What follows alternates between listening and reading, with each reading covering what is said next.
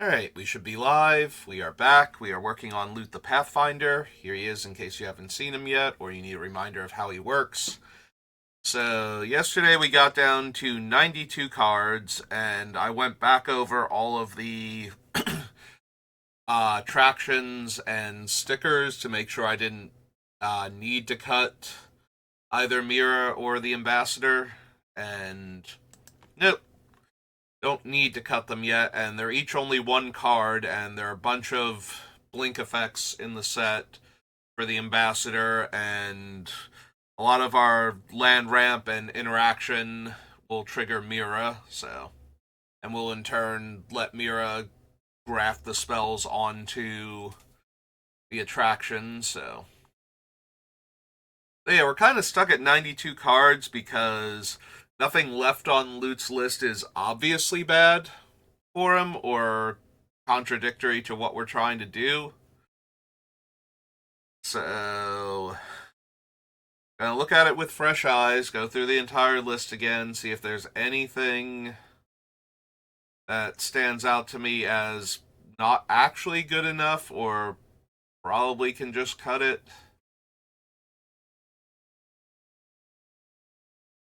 Now that we've cut through all of these, like, I'm pretty sure all of the superfluous cards are gone. We're just down to what cool things can we do with loot.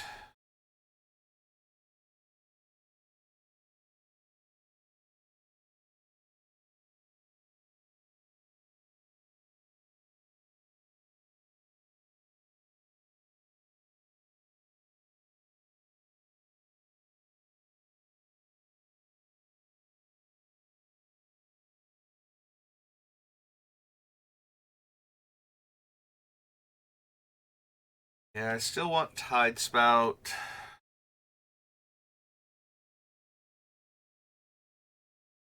How many activated abilities do I have besides Loot's 3?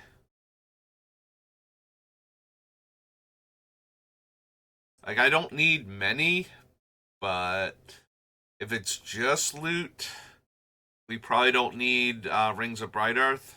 Rings of Bright Earth. I'm just gonna go back to calling it Rings of Bright Earth, even though there is an H. It's supposed to be Hearth, but I never quite pronounce it right normally because I misread it the first time. Um, there's Niv Mizzet's tap to draw card. There's the like two planeswalkers on the list. Okay. What are all of our activated abilities that are worth copying?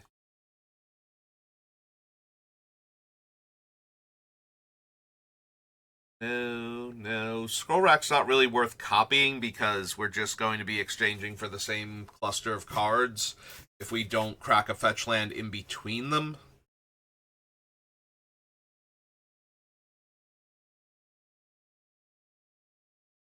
These are activated abilities. Fabricate, O-Stone, Eternal Witness, Azusa, no. We can copy Soccer Tribe Elder's ability to fetch a land. It Mizzet's card draw. Tide Spout's a trigger.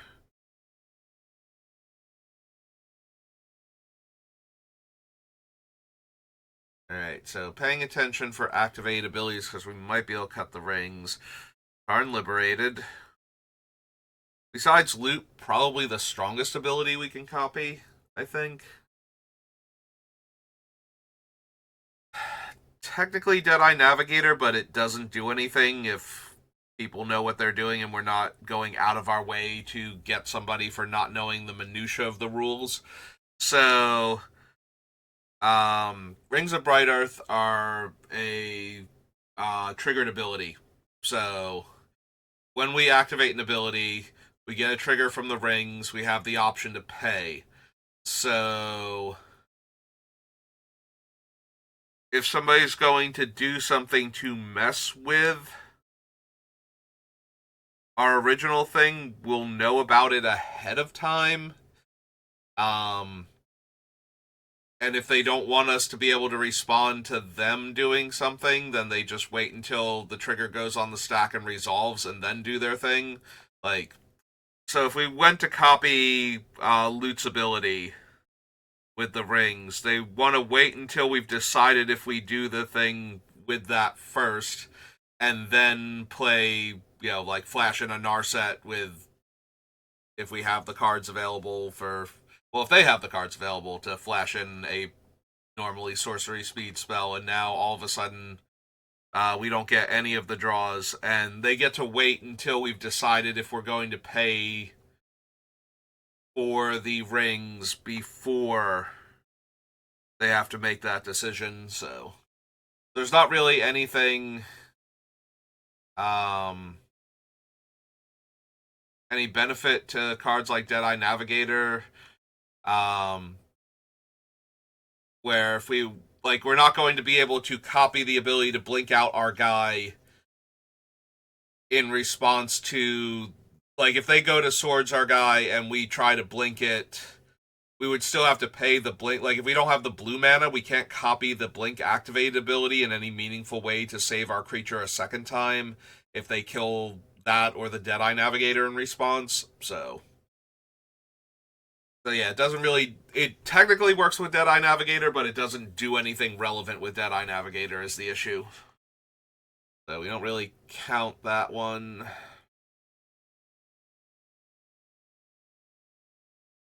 Illusionist Bracers is not. Girl Triggers. It might be cutting the rings. Now, granted, our commander has 3 activated abilities and 2 of them are copyable. So it's not like we're going to be struggling to find something. Loot's main abilities are our focus, the card draw, and the damage effects. So being able to copy them still feels super relevant. We do get to copy the Locust God if we want to. We want to loot again and make another token.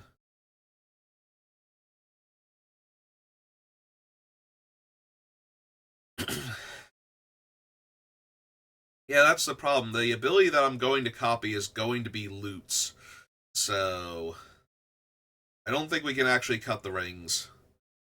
If the main focus of the deck is Loot's activated abilities and getting to use them repeatedly, getting to copy them is probably too strong. And we've already cut the Battle Mage's Bracers, or whatever the thing was from the commander decks, the red Illusionist Bracers that cost additional mana to copy the effect.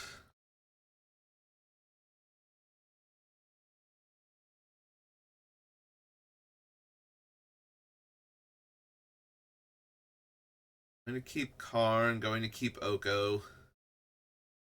So we have 2 Karns and an Oko, our Planeswalkers. Should we cut the Immortal Sun? I'm not cutting all 3 of those Planeswalkers, even if I cut some of them. Like, I'm almost definitely keeping Karn and Oko just to deal with problematic permanents. So maybe we cut the non-bow that is the Immortal Sun, even though it's letting me draw an extra card, makes my spells cheaper, which is relevant if we're casting large numbers of spells over the course of a turn cycle. Which, ideally, I want to be casting like 2 to 4 spells per turn cycle with how we have Loot set up once he's going. Excuse me. But yeah, I think we cut the Immortal Sun. If I could say yes, I'm cutting all 3 of the other Planeswalkers, then maybe the Sun gets to stay, but we are definitely running Karn and Oko. I can see original Karn, Liberated. I can see cutting Great Creator, since it's more in here to negatively impact our opponents than it is to help with our game plan.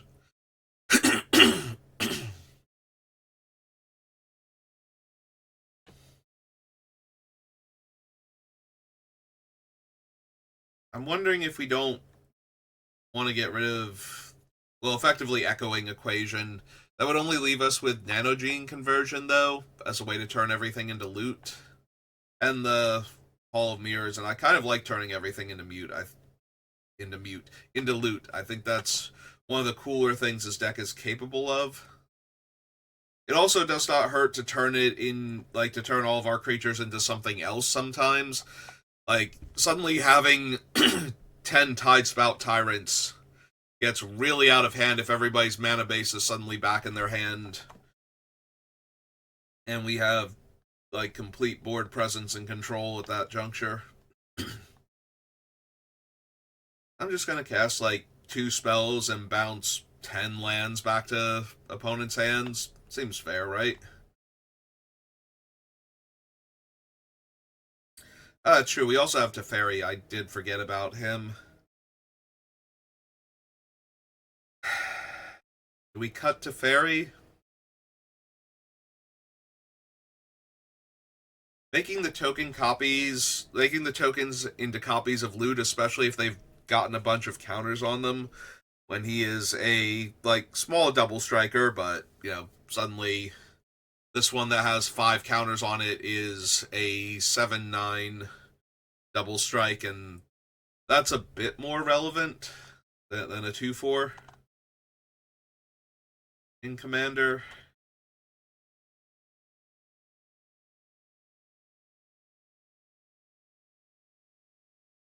But maybe we don't need him. He still only makes 1 token per turn cycle if he lives. And if loot's not active on the table, drawing cards, the fairy's probably going to die, honestly. Even without something that directly destroys a planeswalker.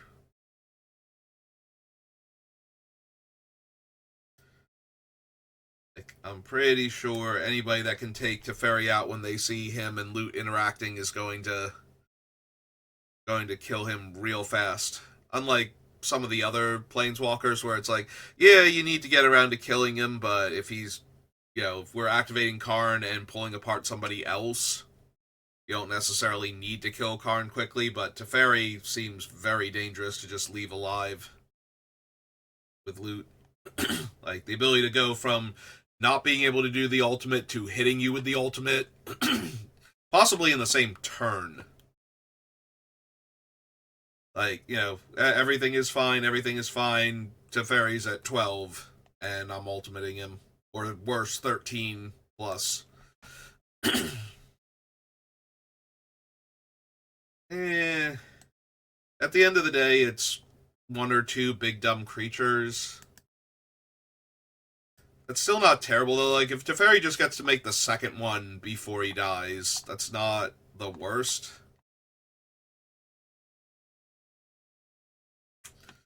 I might still wind up cutting him, but I want to think about it a little bit more.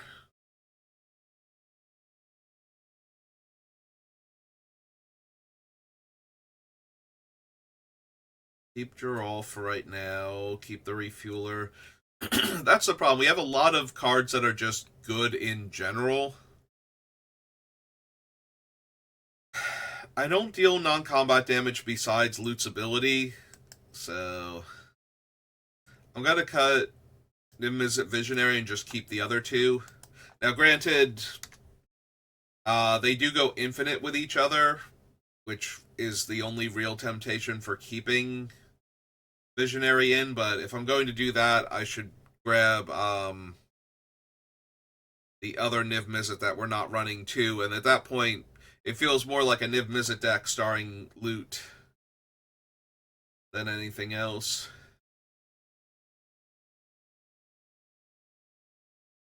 Really want to keep the Nantuko.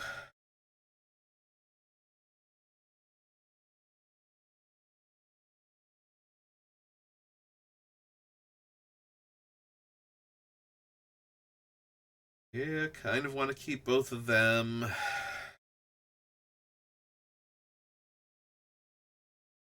Lose Mira, could lose the Ambassador.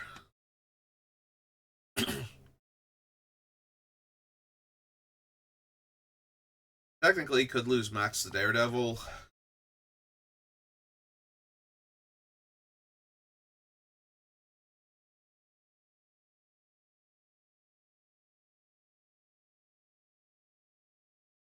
They aren't terrible in this deck, but don't need them is the issue.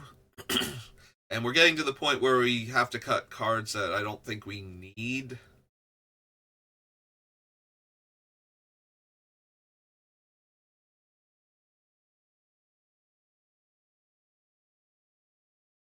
I guess the biggest issue is that none of the cards, like almost none of the cards on the list, are actually needed for loot. It's just a question of how do we best want to take advantage of his activated abilities.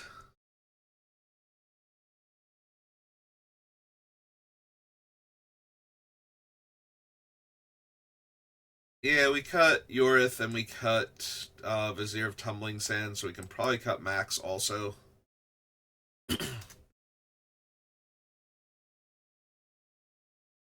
Alright, so we cut those three. Brings us down to 89. So less than 30 cards to cut, and we're done. I find 7 more this time.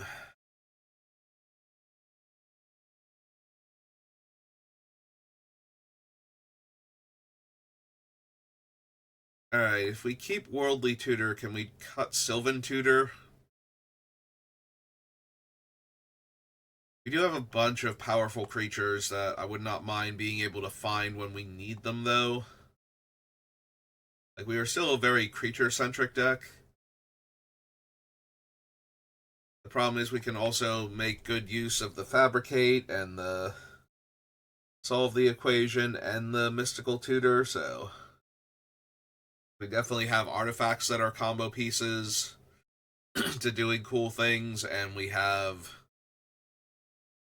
a lot of good instants and sorceries just between our interaction, our ramp when we need it, and a couple of things that'll, we can actually tutor for nanogene conversion, something along those lines. So yeah, I don't really want to cut any of the tutors.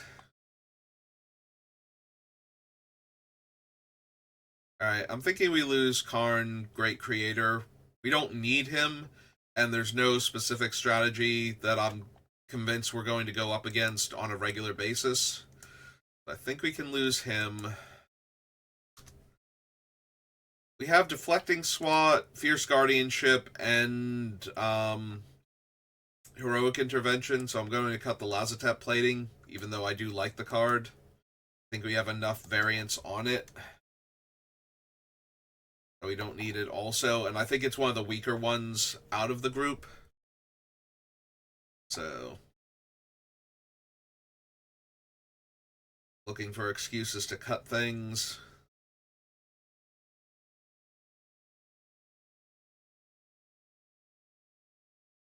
You like Grasslix in this deck.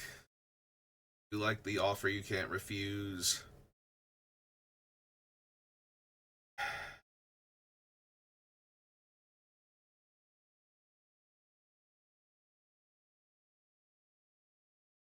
Possible we lose the Snake and Nisa. The deck is very mana hungry, but at the same time, we have a little less control over when we get the mana from these two cards. It's possible I keep Nisa because she can tutor for, well, not tutor, but she can find the next one in our deck out of the various elves and elementals that we have. And even if we don't have a ton of control over that, we have 9 fetch lands and like 8 spells that will put an extra land into play, so triggering Nisa shouldn't be that hard. Alright, let me cut the Lotus Cobra, I think. Alright, so that's it from down there, but we need to find it where it actually is. There we go. Alright, so cut those 3. Down to 86.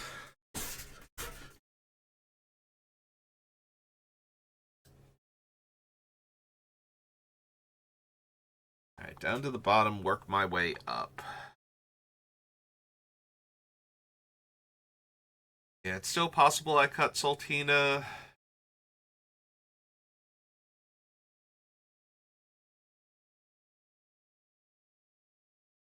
Don't think we cut Sean, though. I think Sean's too good. I only have to attack with loot to get a copy of him. Now, granted, if Sean dies, then I lose my things, but he doesn't make them tapped and attacking, right?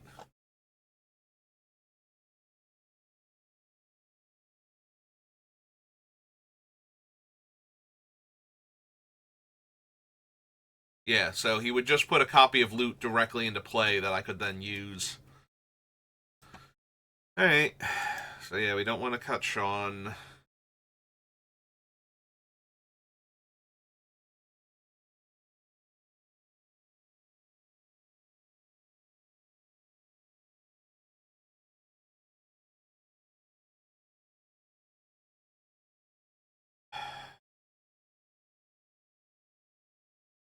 I'm wondering if we cut Tireless Tracker. Tireless Provisioner, we get the treasures that we can use for extra mana on the turns where we need that. But we're drawing enough cards with loot if we're doing things correctly. And I am hurting for cuts, so I think I can lose the Tireless Tracker.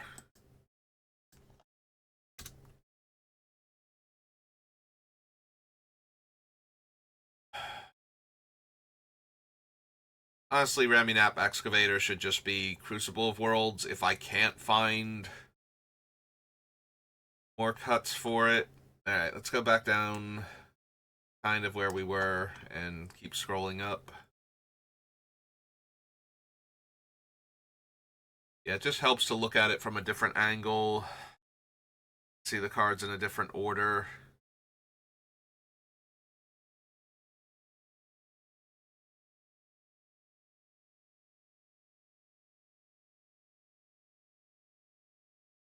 Still inclined to keep Geralf.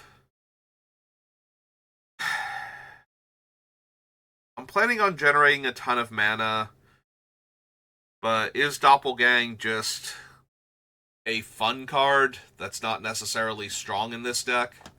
I'm wondering if that's where this card is at. Like, I'm doing so much other stuff with loot.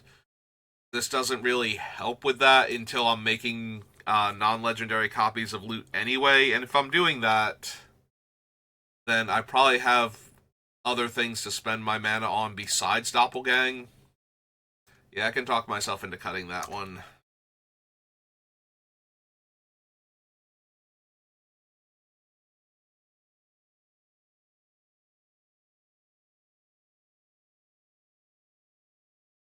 Baker Har, Grazalix.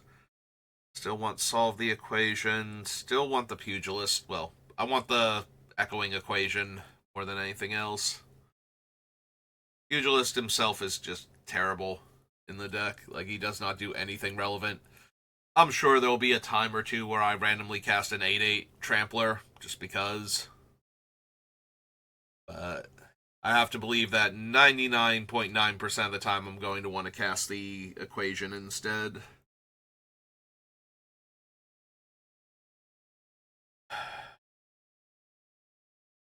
Obstructionist, Heroic Intervention, Disallow, Reality Shift, Illusionist Bracers, Vandal Blast, Rift.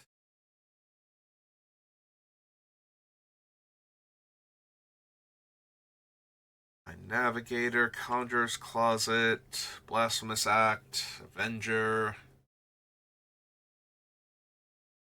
Oracle, Ball Primus, Rings, Dryad, Tide Spout.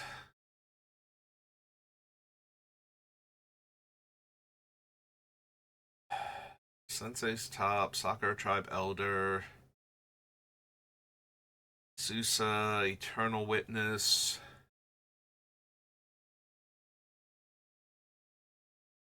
Yeah, I kind of want to keep all of these, is the issue.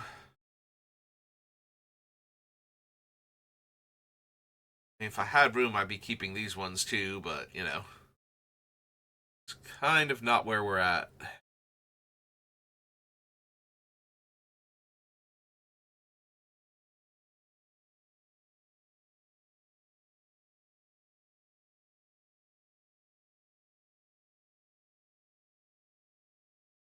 Alright, so we're back near the top. Go down to 84.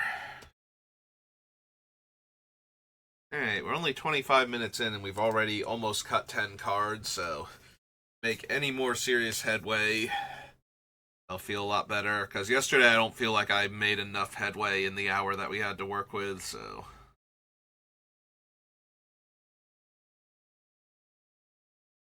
Alright, if I come back down and look at Loot's 2 sublists, is there anything I can see that I don't actually need? Let's see. Those counterspells are Counterspell, Mana Drain, Force of Will, Forbid, Mystic Snake, Disallow, Offer You Can't Refuse, Force of Negation, Fierce Guardianship. There's 9 counters.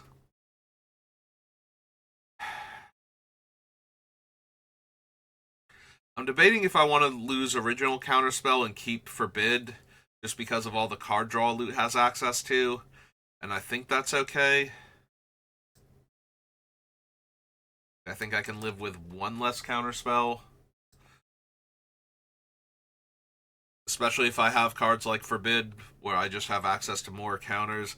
The other option is to get rid of Force of Negation, and then I give up the free spell on the opponent's turns, but the counterspell is more versatile, and it costs 1 less mana naturally, so. Let me think about it, but I think we lose one of those two. Alright, so creature removal, we have Oblivion Stone, Tidespout technically can bounce them, Beast Within, Blasphemous Act, Sonic Rift is a catch-all, Reality Shift. Oko downgrades them and takes away their abilities, which is usually good enough.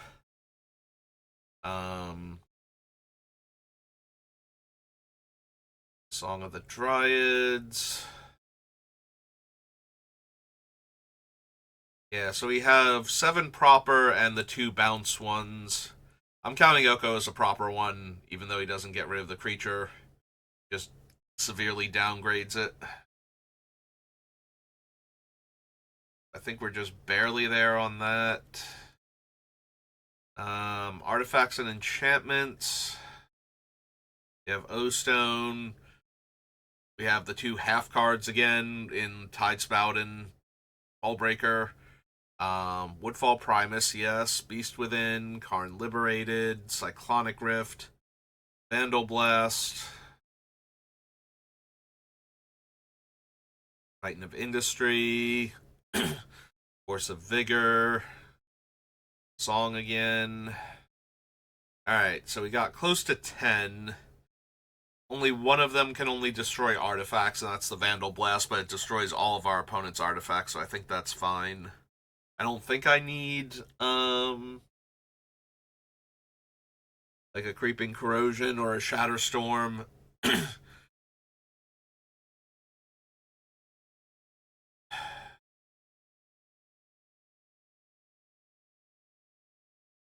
I don't think I need those type of effects. Grab some water.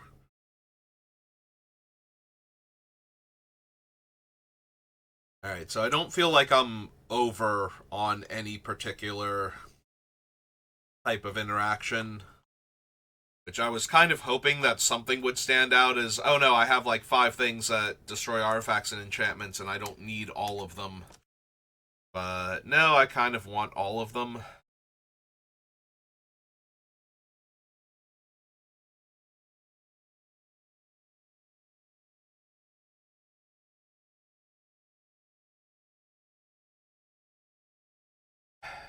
Lose Azusa.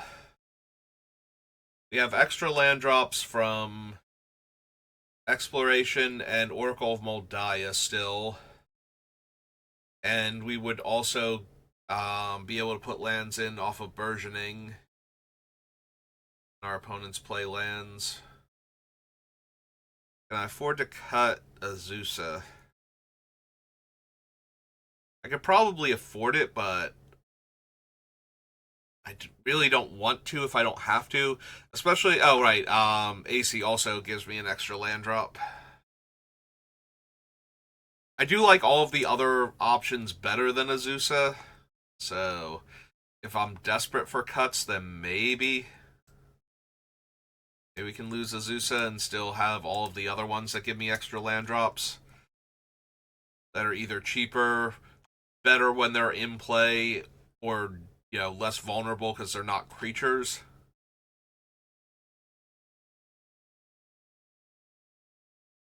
Yeah, I can see that. Alright, so we lose Azusa.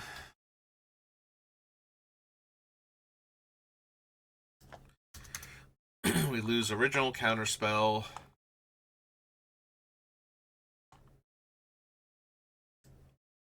Cross 2 more off the list. That brings us down to 82. So we did get 10 cards this time. Get the other 2 off the list at least. Get us down to 20 cuts.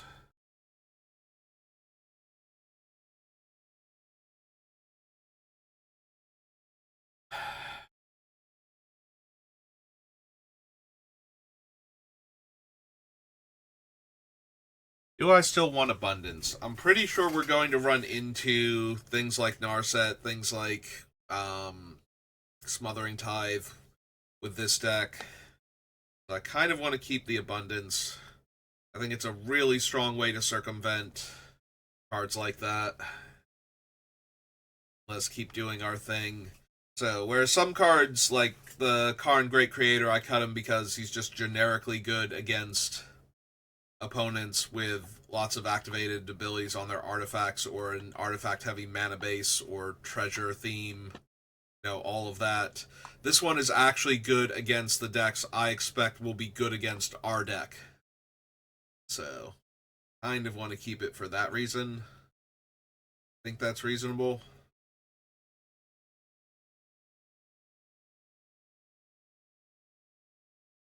I'm gonna keep Niv Mizzet. I keep Niv Mizzet and the other Niv. I don't think I need the one Phyrexian one. Oh god, I can't think of its name now. The new Phyrexia, it's a whenever you draw a card, deals damage to the opponents, and I believe it has power and toughness equal to the number of cards in your hand. Psychosis Crawler? Might be it.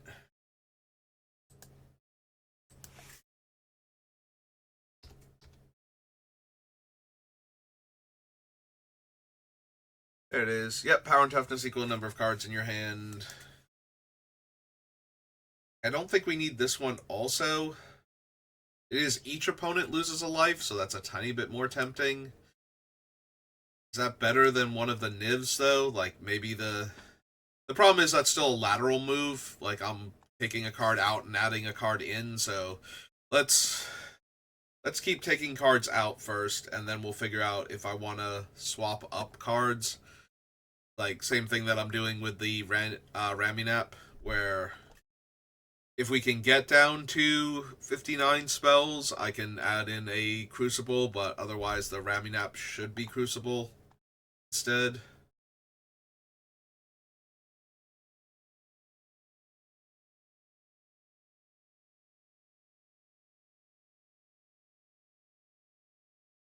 Book Intervention.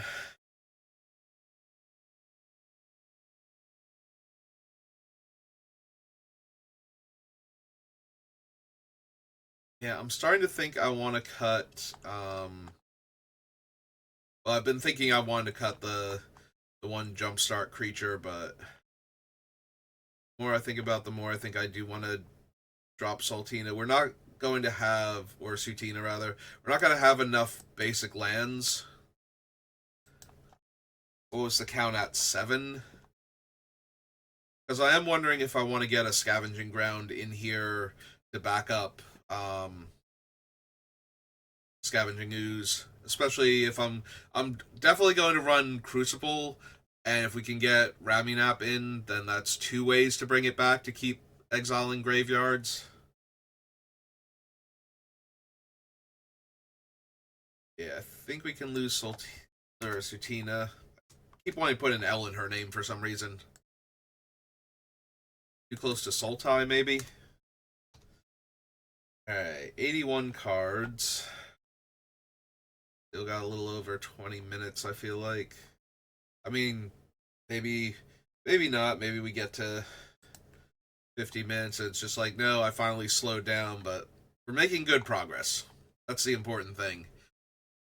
And I don't feel particularly terrible about any of the cuts yet. Like, there's going to be something that we're going to have to cut where it's just like, I really wanted this to make it all the way to the end. It's going to be like the Ambassador and Mira, just to make room.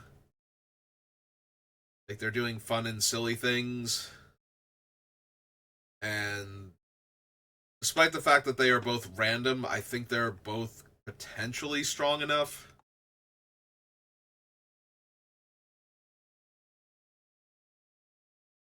Like, if we actually had to go through all 10 attractions opened with Mira in order to get to the Hall of Mirrors, that would be rough, but I'm pretty sure we can safely open, like, 2 attractions before we have to...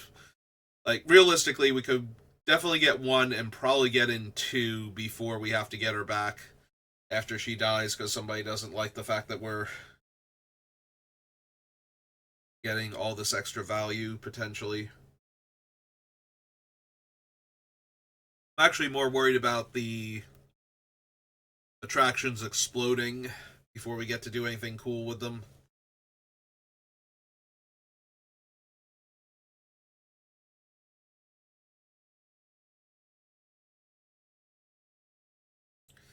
I don't know, maybe Wilderness Reclamation. We got rid of a bunch of the other things that work well with it.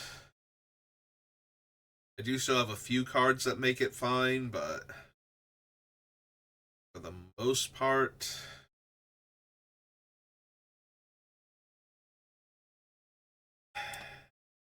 lose that.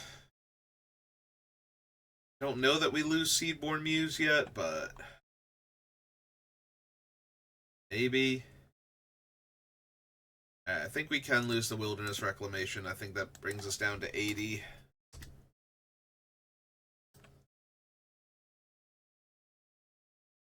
Okay.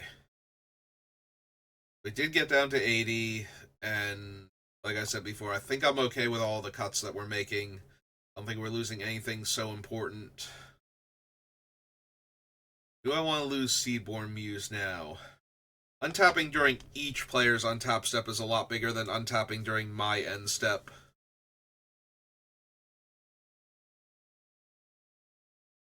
Lets me do a lot more with my instants and my flashcards.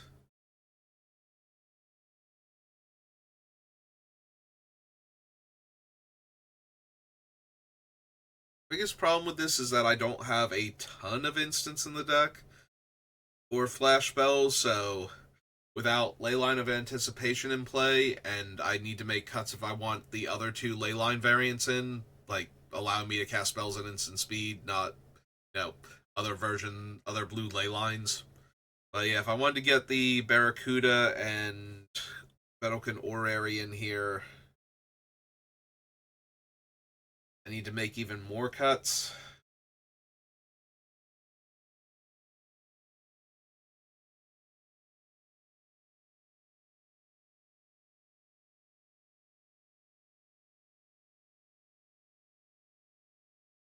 Alright.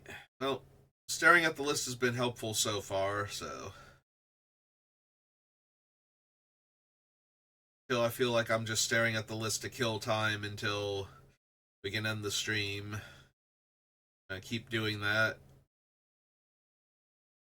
If another card catches my eye where I'm just like, maybe Maybe we haven't needed this whole time.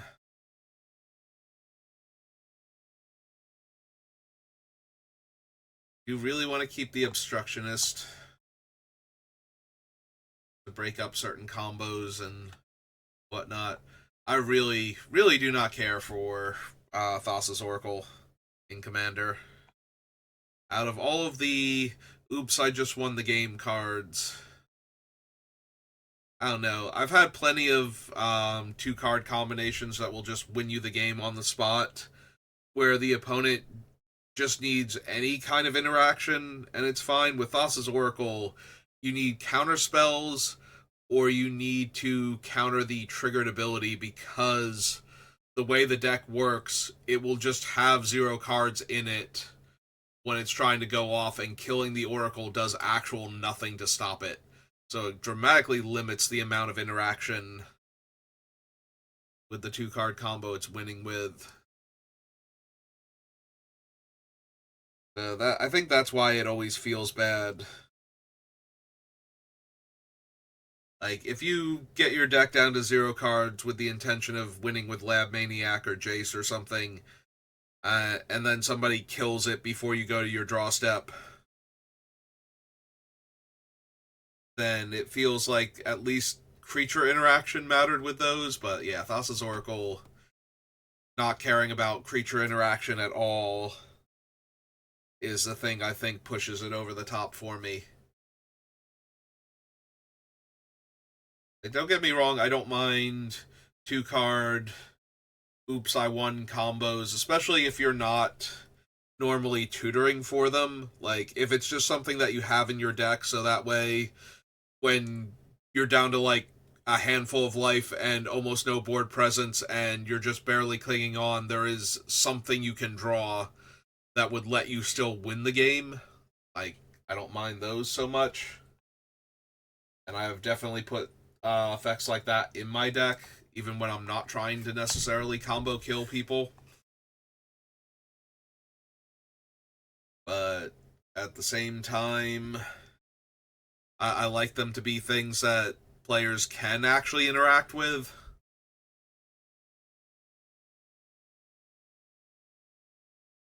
And Thassa's Oracle just feels like it has a dramatically limited number of cards that can interact with it once it's doing its thing. So,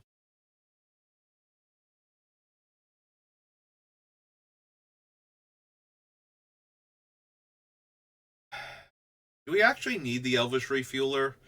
I put it on the list because obviously it lets me play loot, activate loot, and then on my next turn I can activate loot again without having done anything to him. But I have so many ways to blink him and so many ways to get other loots and things like that.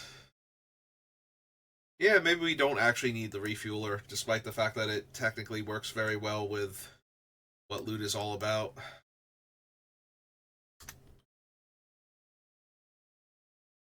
Like, it kind of feels like she's just a bad Thassa Deep Dweller or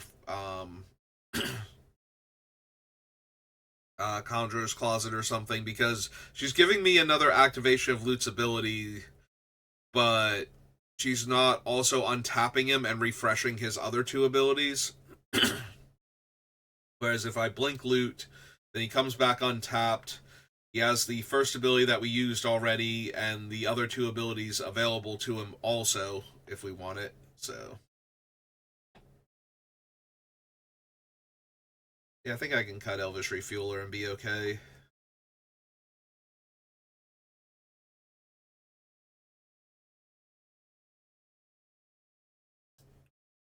That actually brings us down to 79. We're getting close to the 50-minute mark, so I think I'm going to... Like, we'll go through the list one more time, and if we're at like 48 minutes or something, I'll just call it there. Because I have slowed down a bit, and we did make good progress. So I think if we end it here, I'll be okay with that. And it'll probably take like 2 more to finish loot, like 2 more streams, but given my normal pace when we get down this low, I'm feeling good about where loot's at right now. Like, yesterday I felt like I was struggling with loot, and spent a lot of time going back over the 2 Unfinity cards, but today we've actually made up for that and made the amount of progress that I wanted to for this stream alone, so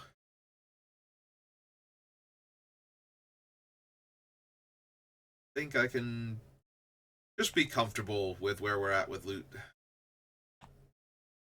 Which feels good. Yesterday felt a little bad not getting 10 cards off the list in roughly an hour.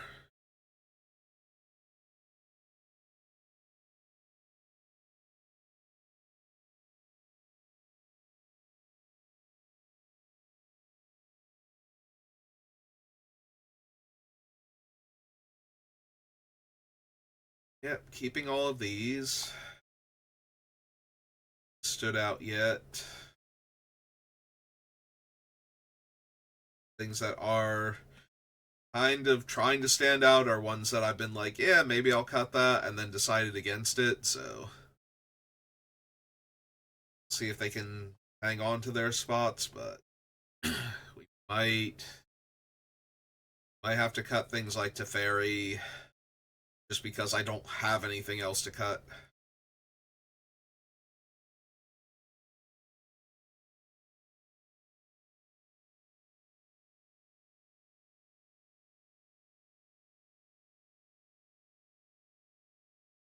Wonder if I want Dryad Arbor just so that I can blink the Dryad Arbor with some of my things potentially and get the landfall triggers when that's better than blinking loot. It would still count as a land. Not sure. Alright, we made it all the way through the list. I don't think I'm going to find anything right now. I think I need to take a break, so go ahead and save up. So yeah, we'll call it there for right now. I'll be back on later doing some drafts. We might play some Slay the Spire or do some other stuff after that, but that's going to do it for me for right now. So thank you for watching, and I will see you next time. Have a good rest of your day.